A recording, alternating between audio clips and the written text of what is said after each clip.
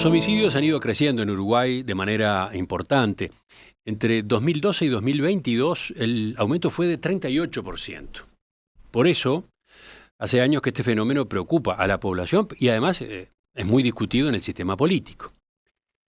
En medio de ese debate, autoridades de distintos partidos han adjudicado el alza en este tipo de delitos al mundo del narcotráfico, por ajustes de cuentas o por disputas por el territorio. Ahora, ¿es realmente así? ¿Cuánto sabemos sobre este delito, sus formas de medirlo y cómo prevenirlo? El año pasado, el Ministerio del Interior encargó varias investigaciones para comprender el fenómeno de los asesinatos y sus causas a partir de evidencias empíricas.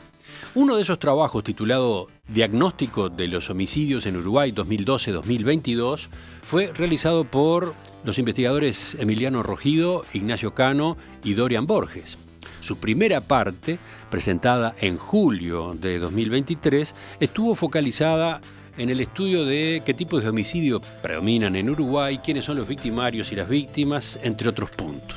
Bueno, ahora, este mes, se dio a conocer la segunda parte, tipología de los homicidios en Uruguay.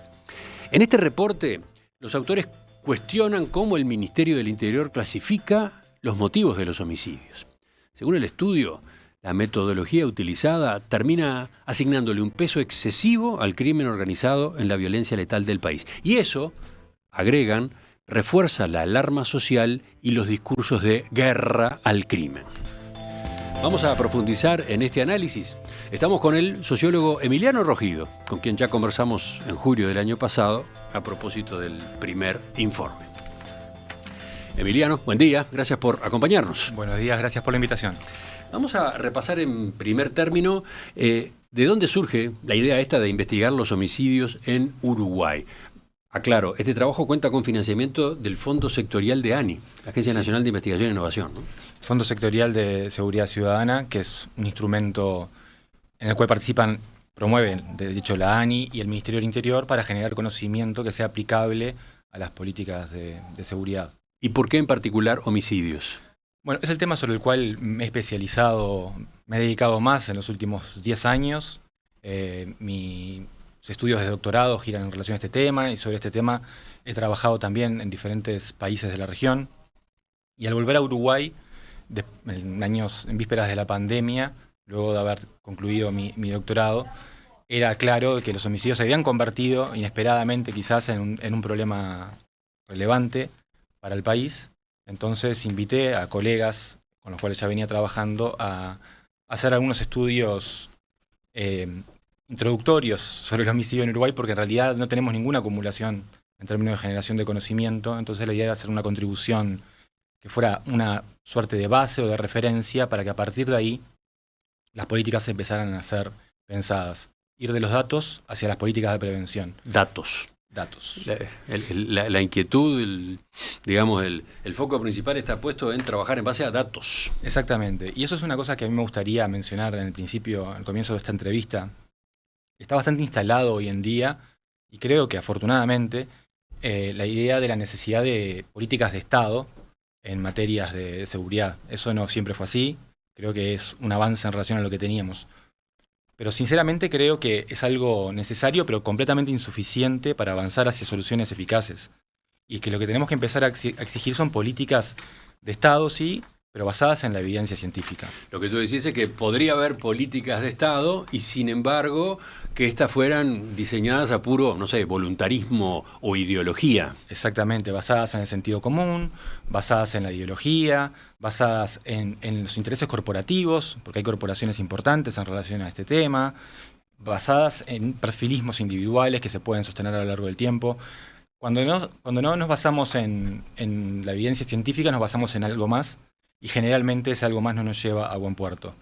Y tratar de avanzar en políticas de seguridad basadas en evidencia implica, por parte del sistema político, tomar conciencia sobre el aporte que hace la ciencia o que puede hacer la ciencia. Esto a la ciudadanía a veces le suena un poco lejano, ¿no? Aparece como algo lejano los problemas de la gente, los problemas de la ciencia y la tecnología, pero es necesario invertir en ciencia y tecnología. Ya vimos con la pandemia de que la ciencia puede salvar vidas. En relación a los homicidios también se pueden salvar vidas.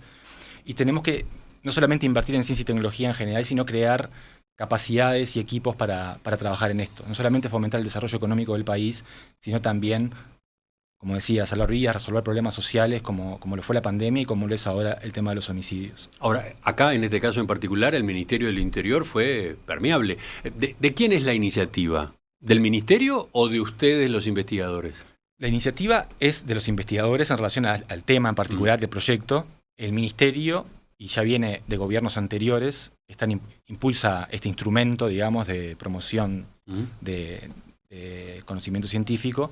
Este gobierno lo continuó y participó de la selección, que tuvo una evaluación técnica, académica, con expertos internacionales del proyecto, pero también tiene una valoración política, porque esto tiene que ser útil para el Ministerio, al final de cuentas. Entonces el proyecto tiene una doble valoración. En relación al Ministerio quiero decir algo también, porque no solamente necesitamos invertir en ciencia y tecnología y generar capacidades de generación de producción de conocimiento sobre este tema en particular, sobre la criminología más en general, es algo bastante incipiente en el país, sino que tenemos que romper o revertir la tradicional opacidad del Ministerio del Interior en particular en relación a los datos, ¿sí? Ajá, ese punto merece alguna ampliación. El oyente puede en este momento reaccionar diciendo, pero ¿cómo opacidad? Si cada tanto se publican los informes del Observatorio de Criminalidad.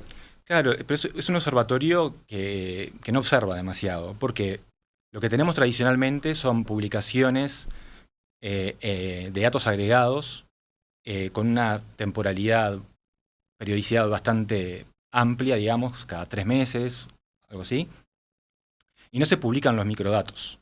Y a veces las comparaciones que se hacen en las publicaciones, que son PDFs, son un poco arbitrarias, uno gustaría hacer otro tipo de análisis. Entonces, creo que este gobierno ha dado algunos pasos en la publicación de los microdatos. En cuanto a abrir el acceso a sus datos. Exactamente. Porque una cosa es difundirlos en una conferencia de prensa, como tú decías, en un PDF que no se puede tocar, en el cual no se puede interactuar.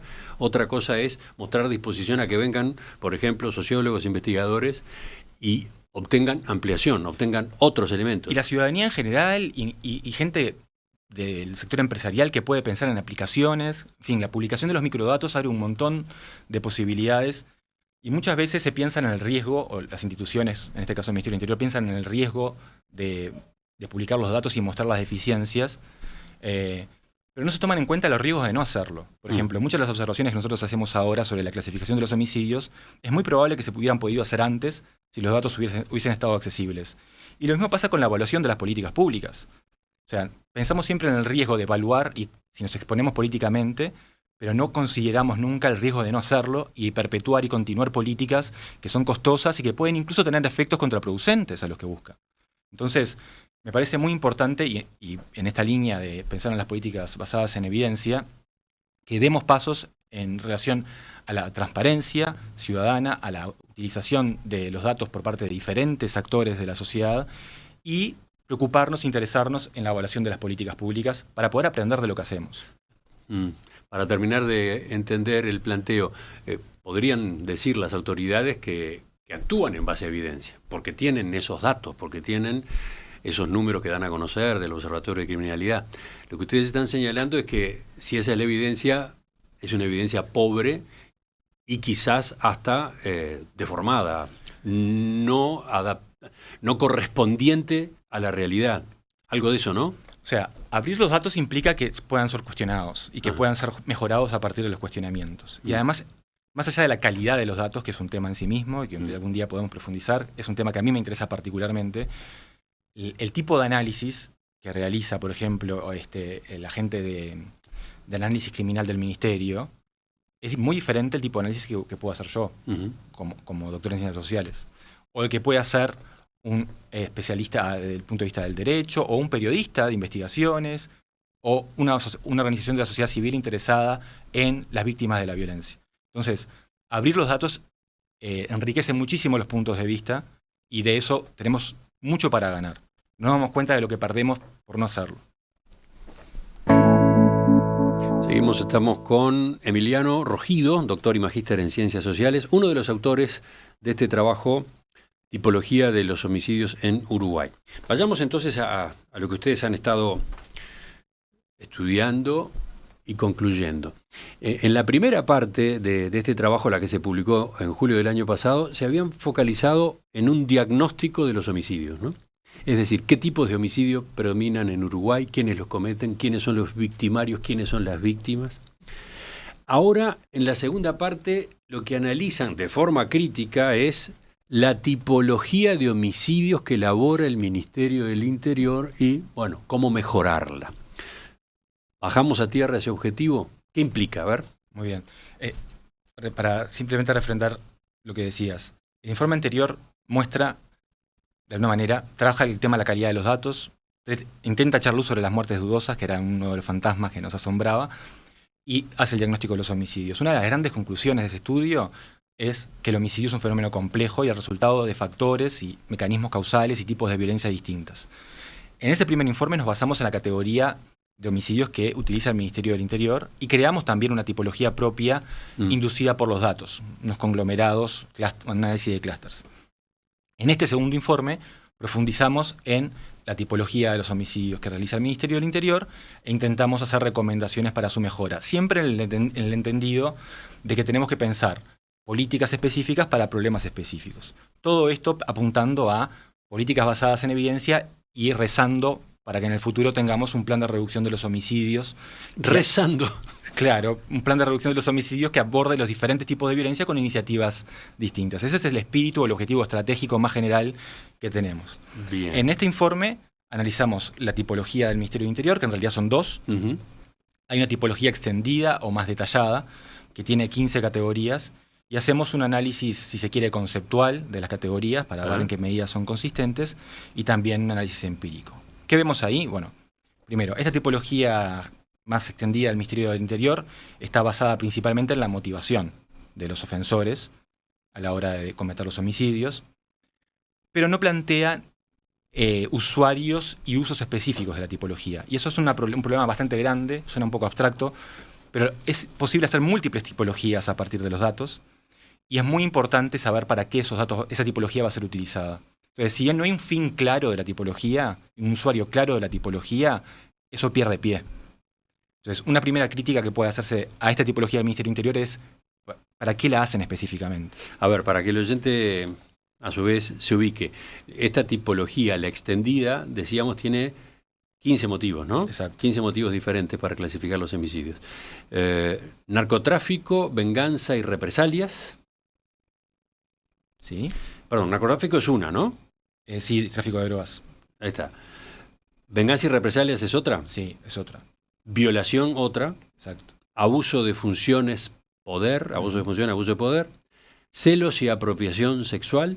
Eso es. Defensa de terceros significativos. Delincuente abatido por particular. Discusiones por dinero o bienes. Maltrato infantil. Prostitución. Rapiña, hurto, copamiento. Rivalidad sentimental. Otras disputas y discusiones. Otras razones. Y por último, sin dato o motivo no aclarado, ¿no? Exactamente. Estas son las 15. Entonces, ¿cuál es el inconveniente que ustedes ven? Bueno, de la tipología en general, esto de que no hay usuarios y usos definidos, y uno puede hacer N tipologías a partir de los datos. Entonces, ¿Qué quiere decir que no hay usuarios y usos definidos? Claro, uno puede hacer una tipología para prevenir el homicidio, puede hacer una tipología para la investigación criminal, Ahora entendí. puede ser una tipología para el tratamiento de los ofensores, puede ser una tipología para la comunicación pública apenas. Entonces, una tipología tiene que tener una orientación, un usuario o varios y un uso particular, tiene que orientar decisiones. Esta tipología extendida no tiene, por lo menos nosotros no lo identificamos, claro ese norte. Entonces es un comentario más general. Problemas más específicos. Más de un tercio de los homicidios no son clasificados. Sí, la que reúne más casos es sin datos o motivo asociado. 34,1%. Ahí estamos viendo la gráfica en la pantalla, ¿no? Exactamente. Entonces, una alerta que se nos tiene que encender es, bueno, en un tercio, más de un tercio de los homicidios, no tenemos ni idea de por qué ocurren o qué tipo de violencia está por detrás de eso, lo que nos llama a mejorar las investigaciones, algo que ya habíamos mencionado en el informe anterior. Otro comentario que podemos hacer a partir de la gráfica que vemos en pantalla es que más de la mitad de las categorías son testimoniales y reúnen menos del 1% de los casos.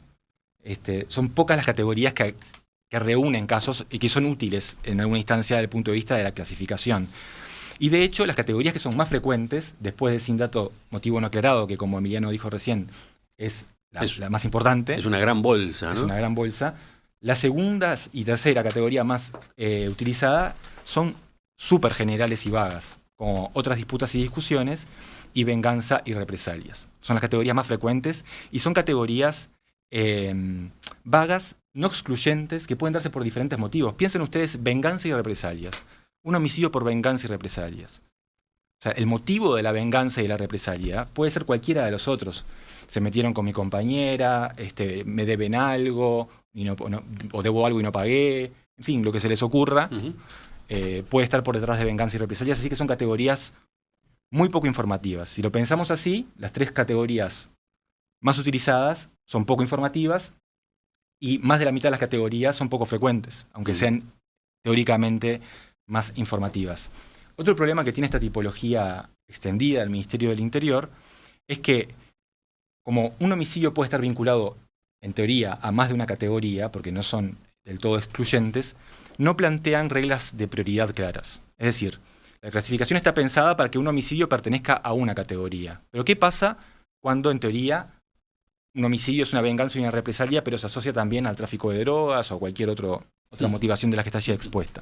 Bueno, complejo. Tiene que haber una regla de prioridad, una jerarquía. Es decir, de forma sistemática vamos a priorizar ciertas categorías sobre otras a la hora de la clasificación. Y esa es otra de las grandes críticas que nosotros hacemos de esta categorización. Veamos ahora el segundo set de categorías que utiliza el Ministerio del Interior. Cuando el Ministerio tiene que presentar de manera pública los datos de homicidios y sus motivos, esas 15 categorías que veníamos comentando se acortan, se abrevian y pasan a ser 5. Esa es la tipología abreviada. ¿Podemos abundar ahí? Sí, esa tipología tiene un fin más claro, que es la comunicación, la difusión de las categorías de homicidio. Por supuesto que son categorías todavía más generales que las anteriores, porque el número de categorías es menor, o sea que en algunos casos son también categorías vagas. Y en particular tenemos un problema con ajustes de cuentas, que es un concepto bastante inconveniente, porque en una proporción muy pequeña de los casos, primero que el ajuste de cuentas es demasiado vago. Y segundo que no sabemos en general qué cuenta está siendo ajustada y cuál es el vínculo entre el agresor y la víctima. Entonces, ¿en qué medida podemos hablar de ajustes de cuentas cuando no sabemos ni el vínculo? El ajuste de cuentas es una respuesta a un problema anterior entre el agresor y la víctima. En general lo desconocemos y tampoco sabemos qué cuenta está siendo ajustada. Le pido a Felipe Penades, nuestro operador en video, que ponga la gráfica correspondiente, ¿no? Allí en la página 28. Ahí están las 5 categorías, ¿no? Porque por un lado tenemos rapiña, acopamiento y similares, violencia intrafamiliar y situaciones relacionadas, altercados espontáneos, conflicto entre grupos criminales, tráfico de drogas, ajuste de cuentas, y finalmente otros motivos. Exactamente. Esos son los 5. Y tú te detenías en particular en ese, del ajuste de cuentas. Sí, porque es la más importante de varios puntos de vista, de las consecuencias sociales que tiene y también del punto de vista de la clasificación, porque es la que agrupa, bueno, el 40%, más del 40% de los homicidios. Pero esta segunda clasificación abreviada, además de sintetizar un poco las categorías de la clasificación extendida para la comunicación, persigue otro objetivo, que es el de atribuir un motivo aparente a los homicidios que no tenían motivo conocido en la primera clasificación. Y acá hay otro problema. Se achica el caso o la categoría de sin motivo, ¿no? Exacto, que pasa del 34% al 11%. Pero ¿cómo pasa esto de que no sabemos cuando hacemos la categoría específica de qué se tratan los homicidios, pero sí sabemos cuando hacemos la categoría abreviada? Sí, esa es la pregunta que surge, ¿no? ¿Cómo se hace para atribuir un motivo aparente a algunos de los casos registrados con motivo desconocido en la primera clasificación? ¿Qué grado de rigurosidad hay entre quienes realizan esa tarea? Ahí vamos a un punto importante, porque además de que ajuste de cuentas es un concepto excesivamente vago, desde el punto de vista conceptual, desde el punto de vista de la medición, también tenemos problemas. En particular, con esto de los homicidios sin motivo conocido inicialmente. Entonces, el Ministerio del Interior utiliza una serie de indicadores, 9 indicadores proxy, para ver si se cumplen 3 de esos 9 indicadores, ellos lo atribuyen a ajustes de cuentas. Un primer comentario que hay que hacer es que la única categoría abreviada que tiene potencial de absorber homicidios con motivo desconocido inicialmente es ajuste de cuentas. O sea que ninguno de los homicidios sin motivo conocido puede después reclasificarse en las otras categorías abreviadas como rapiña, acopamiento y similares, violencia intrafamiliar, altercados espontáneos. Eso ya nos abre una alerta, ¿no? Porque estamos tratando diferente a una de las categorías abreviadas. Después, los indicadores proxy que se utilizan para asignar estos homicidios. ¿Qué son indicadores proxy? Son indicadores que no miden exactamente lo que se pretende, pero que son una aproximación imperfecta, ¿sí?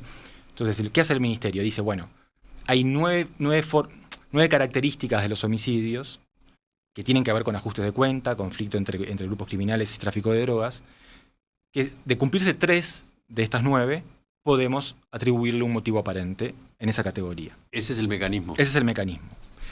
Y el problema también se plantea en cuanto al rigor de esos indicadores. O sea, qué tan difícil es que se cumplan.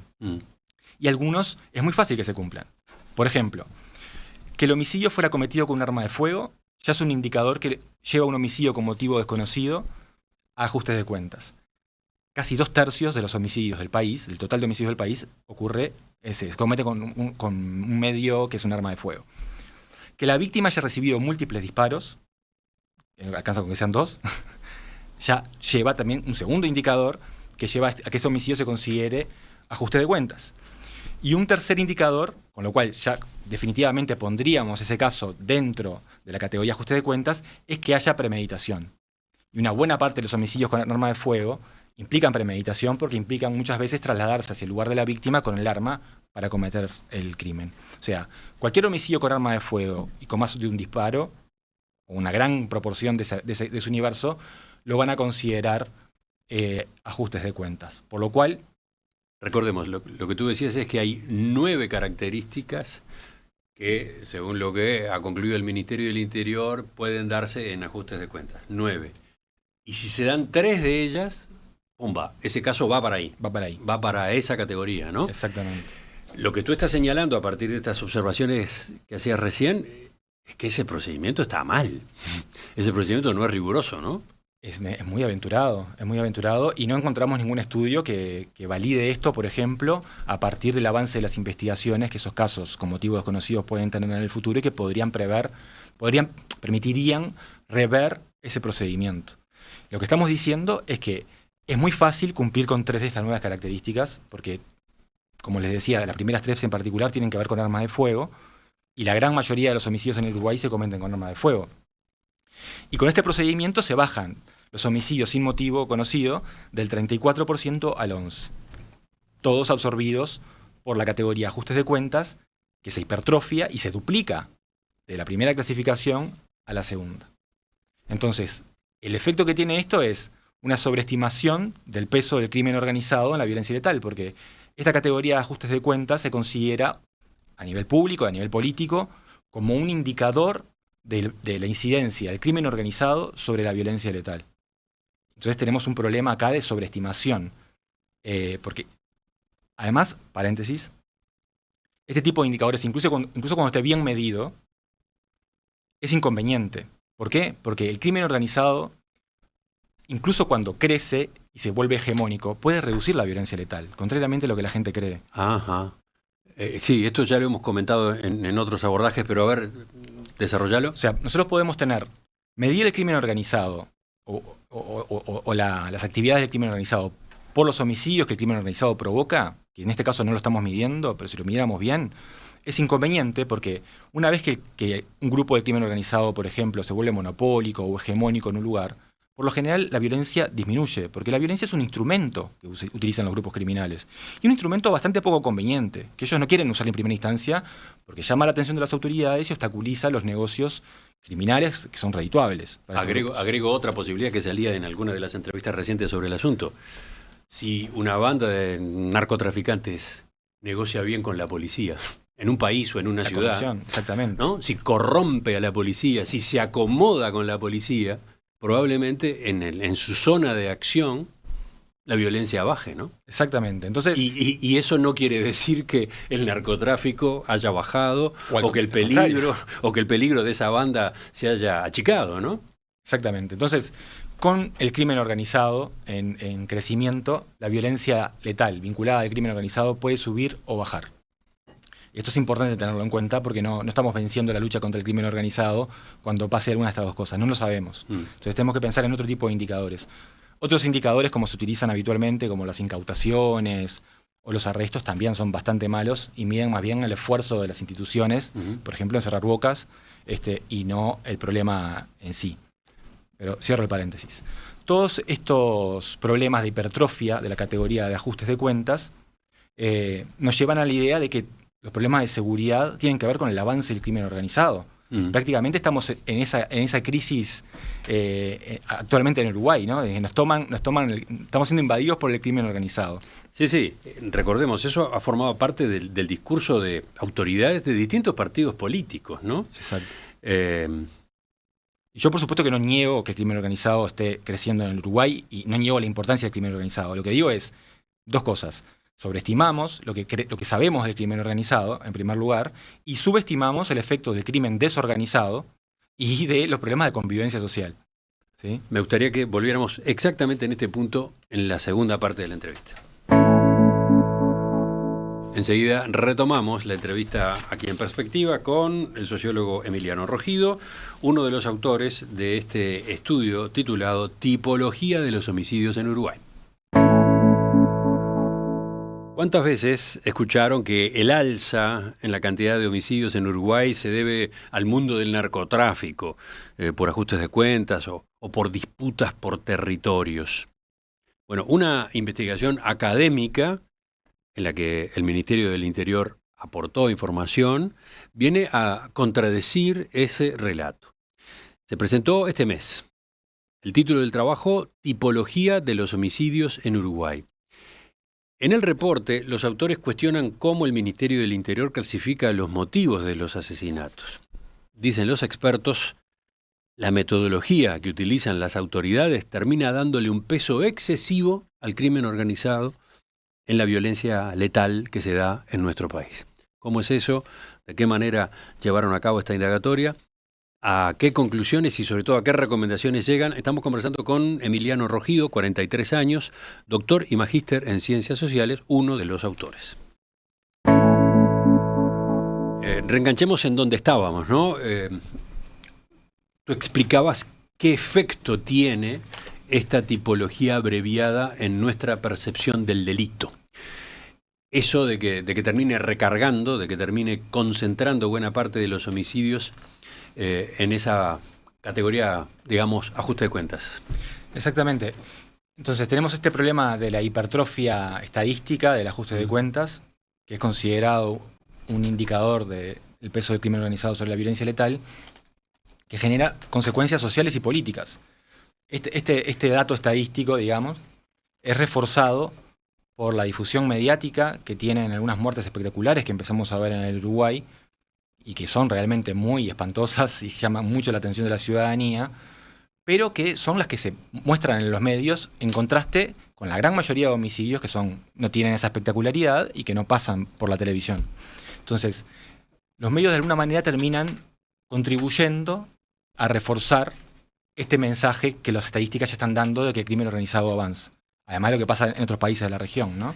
Y los políticos también, perdón, Emiliano, sí. Los políticos también, porque esta idea de la guerra contra el crimen organizado, de alguna manera es cómoda, es interesante para el sistema político. Bueno, yo decía, tanto en el último gobierno del Frente Amplio como en este gobierno, cuando había que comentar un nuevo crecimiento de los asesinatos, digamos que se atenuaba el problema diciendo algo así como el grueso de la población no debe preocuparse, buena parte de ese aumento se debe a un fenómeno aparte, relativamente nuevo, el narcotráfico, que se focaliza en determinadas zonas y entre determinadas personas y que estamos combatiendo de manera especial, ¿no? Ese es un discurso palabra más, palabras menos, que le hemos escuchado al entonces ministro Eduardo Bonomi, al reciente ministro Luis Alberto Heber, ¿no? Exactamente, que atraviesa los partidos y que tiene que ver con la percepción que tenemos acerca de este fenómeno y que alimenta la idea de los muertos de primera, los muertos que importan y los que no, los muertos ciudadanos de primera y de segunda, y esta narrativa de que se necesita mano dura y de pronto renunciar a algunas garantías porque estamos enfrentando un enemigo interno. En Uruguay no llegamos al punto del estado de excepción y del conflicto interno, armado interno que hay en otros países, pero este tipo de lecturas alimentan ese tipo de discursos. Y incluso más recientemente se ha enfatizado en la baja de los homicidios vinculados a rapiñas, como una categoría de homicidios que afectan a la gente de bien en contraposición a las otras. O sea, ese tipo de lecturas es inconveniente desde muchos puntos de vista, es peligrosa, pero además no se sustentan los datos, porque los datos que tenemos para indicar o para delimitar los homicidios de los grupos criminales no son tales, no funcionan como tales. Ahora, pregunto por otro lado, quizás la otra cara. Esta corrección que hacen ustedes no alienta a que se termine subestimando el problema del narcotráfico y que eventualmente se baje la guardia ante ese fenómeno.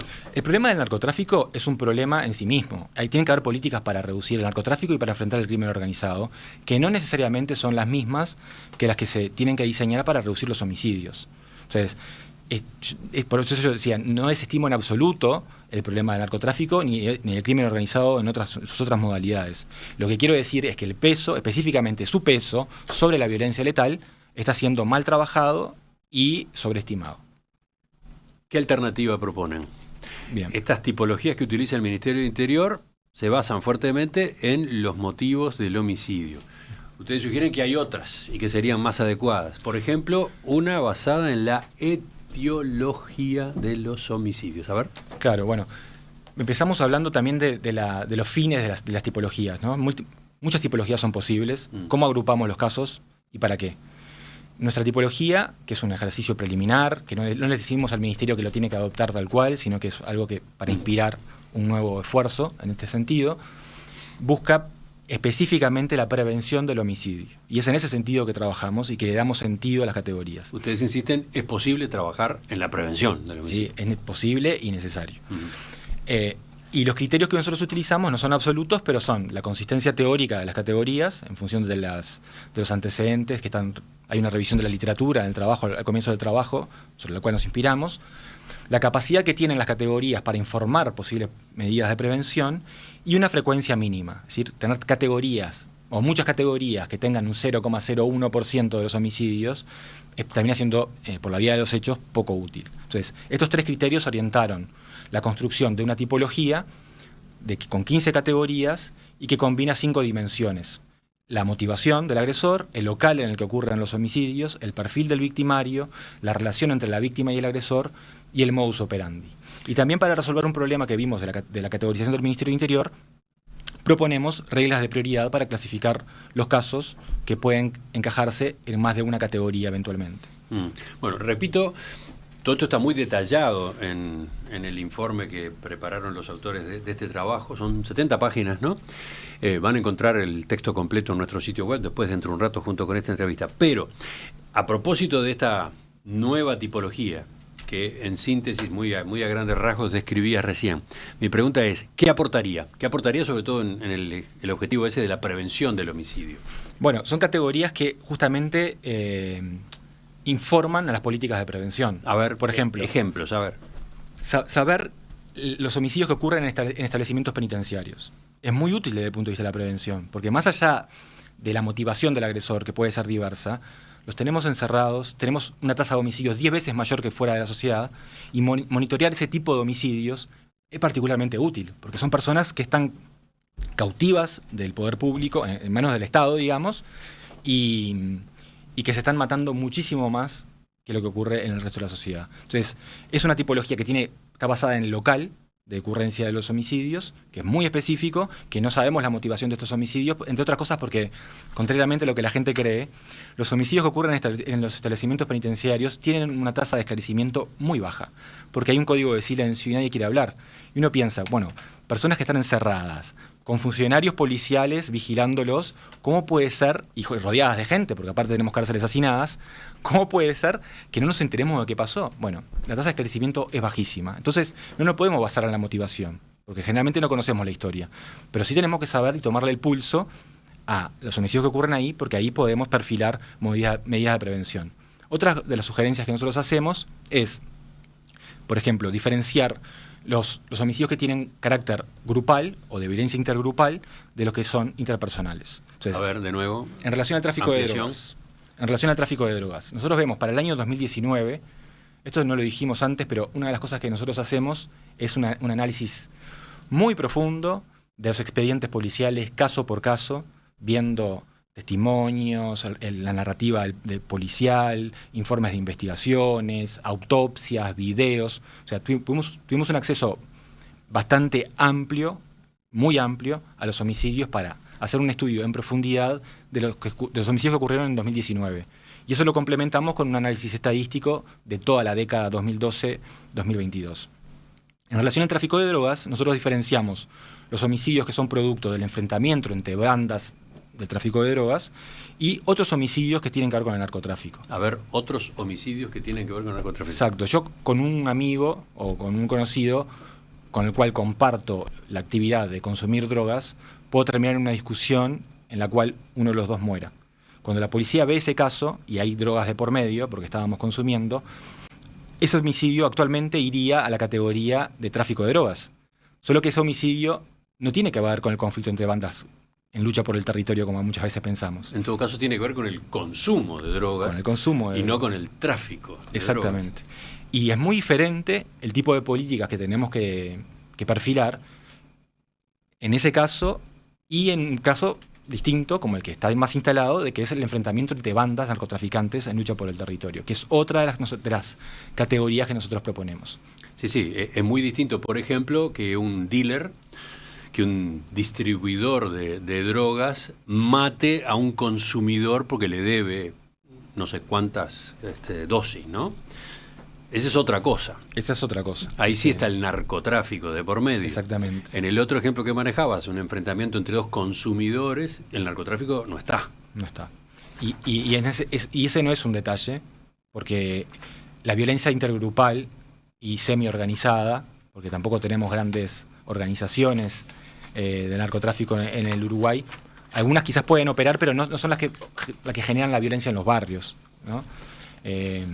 En los barrios lo que hay, aparentemente, por lo que sabemos, el informe de Verónica Pérez, Inefin, que fue presentado el año pasado, es que funcionan clanes familiares que, entre otras cosas, sobreviven a partir del tráfico de drogas, del microtráfico, también cometen otros delitos, pero no tenemos el cártel de Medellín, ni el Comando Vermelho operando en Uruguay, ni nada de eso. Pero sí es importante saber si la violencia es intergrupal, eso es un clan familiar contra otro, o si la violencia tiene que ver con las drogas, como decían las abuelas, ¿no? Que los problemas de seguridad tienen que ver con las drogas, pero no necesariamente con el crimen organizado. ¿Qué más a propósito de esta tipología que ustedes proponen orientando a la prevención del homicidio, ¿no? Exacto. ¿Para qué esta tipología? ¿Por qué esta tipología? Porque lo que buscan es que sea útil para la prevención. Entonces, exactamente. Solamente un último detalle en relación al tráfico de drogas. Para el ejercicio que nosotros hacemos, el 11% de los homicidios tendría que ver con el tráfico de drogas. Esa es la puntualización, no sé cómo llamarla, gran resumen o gran observación. Sí. 11% de los homicidios de 2019 se vinculan al tráfico de drogas. Cuando estamos acostumbrados a manejar porcentajes mucho más altos. Sí, mucho más altos. Pero además, de este 11%, 9% no está vinculado a grupos. Ajá. Entonces, estamos hablando de 9 a 2. Para dimensionar lo que podemos saber a partir de los partes policiales, de los expedientes policiales. ¿Qué habría en ese 9? Estos problemas de consumidores o diferentes problemas donde las drogas están presentes, pero no tenemos información de la pertenencia del agresor o de la víctima a un grupo criminal, digamos, a uno de estos clanes familiares. o la investigación no arroja elementos que apunten a un conflicto entre bandas. Pero igual les queda, digamos, una bolsa de homicidios sin clasificar. Exactamente, sí. Sí, porque muchos de esos homicidios sin clasificar no tienen que ver con el ejercicio de categorizar, sino con la riqueza de la información de la cual se parte. Y nosotros en eso no tuvimos ninguna incidencia. Partimos de la misma información, digamos, que utiliza el Ministerio. 20% les queda. A nosotros nos queda un 20% indeterminado, sí. Y eso se revierte mejorando estos registros administrativos que se hacen con otros fines, con fines policiales, tratando de generar una cultura estadística y de análisis de datos dentro del Ministerio del Interior para que se hagan con más cariño, con más cuidado, pensando también en estos otros usos que el análisis criminal puede tener y el análisis criminológico puede tener. Entonces, ¿qué conclusiones sacan a partir de esta forma de trabajar sobre la violencia ocurrida en Uruguay, concretamente en el año 2019, que es el que examinan con más profundidad? Exacto. Lo que nosotros vemos es que, a grosso modo, no podemos decir que la violencia letal en Uruguay tenga que ver con el crimen organizado y mucho menos con el enfrentamiento entre grupos de narcotráfico, primera conclusión. Segunda conclusión que nosotros vemos es que la violencia puede distribuirse a grosso modo en tercios. Hay un tercio de los homicidios que está vinculado a problemas de convivencia social o conflictos de la vida cotidiana. ¿Sí? Un tercio, ese sí es un tercio. Un tercio. Que incluye homicidios en el ámbito de la pareja, en el ámbito de la familia y conflictos interpersonales entre conocidos, vecinos, por ejemplo, y desconocidos, peleas de bar, por decirlo de una forma que resulte intuitiva para la gente. Hay otro tercio de los homicidios que tiene que ver con otras actividades criminales. Esto implica, por ejemplo, homicidios en el marco de robos o rapiñas, homicidios por motivación sexual, cometidos entre grupos traficantes de drogas, otros homicidios cometidos vinculados al narcotráfico y muertes que derivan de la reacción contra un criminal y también los homicidios que ocurren en establecimientos penitenciarios. Todos esos homicidios, este gran paquete, tiene que ver con otros delitos que fueron cometidos en ese momento o en el pasado en el caso de los establecimientos penitenciarios. Y el tercio restante, el tercer paquete, digamos, de homicidios, son casos en los que no contamos con información clara sobre la etiología de los homicidios, las causas del homicidio, o lo único que podemos decir es que fue una ejecución sumaria. Una ejecución sumaria tiene que ver con el modus operandi, pero no sabemos nada de la naturaleza del homicidio. Es cuando, por ejemplo, una persona que va por la calle recibe 2 o 3 disparos de alguien que pasó en un auto, en una moto, etc. Sabemos que querían matar a esa persona, que era una víctima focalizada, elegida, selectiva, pero el conflicto, el motivo ni las circunstancias que pueden de una manera orientar la prevención están presentes en ese caso por lo general. En definitiva, entonces, ¿qué pasa con esa violencia letal en Uruguay? Bueno, el homicidio vinculados a ejecuciones sumarias es bastante importante y es una categoría que también habla, es un 13% en nuestra tipología es una categoría que no está por parte del Ministerio del Interior, no existe, nosotros la proponemos, que es algo mejor que no saber nada, que sin motivo, pero mucho peor que las otras que son más informativas, que las otras categorías que son más informativas. Y de alguna manera lo que también evidencia es la pobreza de las informaciones que nosotros tenemos para categorizar los homicidios. Si vos te fijás, 13% de ejecuciones sumarias sumado al 20% de indeterminados dan más o menos el 30% que el observatorio ubica sin motivo. Porque en realidad las ejecuciones sumarias tienen que ver solamente con el modus operandi y no con el motivo. Pero como el Ministerio no considera la dimensión modus operandi, solamente el motivo, lo deja en la misma categoría que sin datos, que sin motivo determinado. Entonces, nada, nos convoca a mejorar la riqueza de las informaciones que producimos sobre los homicidios. ¿Y qué recomendaciones salen de esta otra lectura de la información sobre homicidios en cuanto a la prevención? Bien. Nosotros lo que hacemos particularmente en este estudio es tratar de mejorar este tercio de los homicidios sobre el cual no tenemos buenas informaciones. Entonces el informe termina haciendo recomendaciones orientadas a producir más y mejores informaciones sobre los homicidios que permitan una clasificación de mayor calidad. Y hacemos 2 grandes recomendaciones para mejorar la tipología. Una es asignar los homicidios sin motivos conocidos, a clústeres de homicidios, para ver qué aire de familia tiene en función de un conjunto de variables con los homicidios de un tipo y de otro. Esto permite un ejercicio de reclasificación que en vez de ser arbitrario, está guiado por los datos. Y que podría revisarse además, porque como decíamos, una vez que uno dice, bueno, por las características de este homicidio, podemos decir que tiene que ver con enfrentamientos entre grupos criminales, aunque no sepamos realmente qué grupo criminal estaba en acción, etcétera. Cuando la investigación avanza, nosotros podemos ver si ese motivo aparente se confirma o no. Y esa es una forma de trabajar que nosotros ensayamos en el informe para reducir el número de homicidios sin motivo, ¿sí? o sin clasificación. Y otra de las sugerencias que nosotros hacemos y que creemos particularmente útil e importante es la realización de autopsias psicosociales. ¿Qué quiere decir ese término? Bien, las autopsias que nosotros tenemos en la mente cuando escuchamos la palabra son las autopsias forenses o médicas, ¿no? que examinan el cuerpo para ver los signos de violencia y determinar la naturaleza de la muerte, si fue una muerte por causa externa, si fue un homicidio, un suicidio, un accidente, etc. Pero desde hace más o menos 50 años existen las autopsias psicosociales que originalmente surgieron vinculadas al estudio del suicidio, en principio con el análisis de las notas que dejaban los suicidas. Luego eso se fue profundizando para analizar los factores de riesgo, los vínculos que tenía la persona que se suicidó, familiares, laborales, el entorno social de la víctima, para tratar de entender qué se pudo haber hecho, qué el Estado pudo haber hecho para prevenir ese suicidio. Y más recientemente, las autopsias psicosociales se están usando en el campo de los homicidios. Y es una fuente de información que implica, por ejemplo, un análisis de registros administrativos. Por ejemplo, la víctima qué nivel educativo tenía un plan social, entrevistas con los amigos, entrevistas con los familiares, y tratar de a partir de eso, los antecedentes criminales, por supuesto, tratar de dibujar factores de riesgo y de protección que nos ayuden a entender cuál fue el detonante y cómo podríamos haber actuado en la cadena de hechos con anticipación para que ese homicidio no hubiera ocurrido. Por último, receptividad en el Ministerio del Interior. ¿Qué ha pasado desde que ustedes dieron a conocer estos trabajos? Sobre todo, bueno, ahora el último. Es todo muy reciente, ¿sí? Pero a nivel, nuestra impresión es que la recepción fue positiva. Por declaraciones públicas inclusive, hay autocrítica en el sentido de decir, bueno, hay un margen de mejora en relación a la clasificación de los homicidios, y creo que se tomó apunte de muchas de las cosas que nosotros proponemos. No sabemos en qué medida, eso también no depende de nosotros, ni en qué medida eso se va a incorporar, pero creo que por lo menos lo grueso de decir, bueno, acá tenemos un problema y un espacio para mejorar, eso lo reconocen, y ya es el principio de todo, digamos. Ustedes tienen un aliado en el Ministerio del Interior, en Diego Sanjurjo, supongo. Parece bastante claro.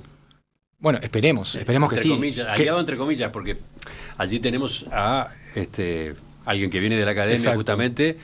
Y ha habido por este tipo de información. Ha habido por este tipo de información, y muy insistente en cuanto a que hay que trabajar en la prevención, ¿no? Exactamente. Y eso va un poco en esa línea, y creo que este último ministro está dando también señales que van en esa línea, y esperemos que no sea una golondrina y que sea un cambio de estación que atraviese también este ciclo electoral que estamos ahora por empezar. Hemos estado hoy en la entrevista central con Emiliano Rogido, coautor con Ignacio Cano y Dorian Borges de este trabajo titulado Tipología de los homicidios en Uruguay. Emiliano, gracias por acompañarnos. El tema queda arriba de la mesa, el informe se publica en nuestra web dentro de un rato. Vamos a ocuparnos después de lo que provoque, ¿no? De las consecuencias que tenga, ¿de acuerdo? Muchas gracias, fue un placer y quedo a la orden.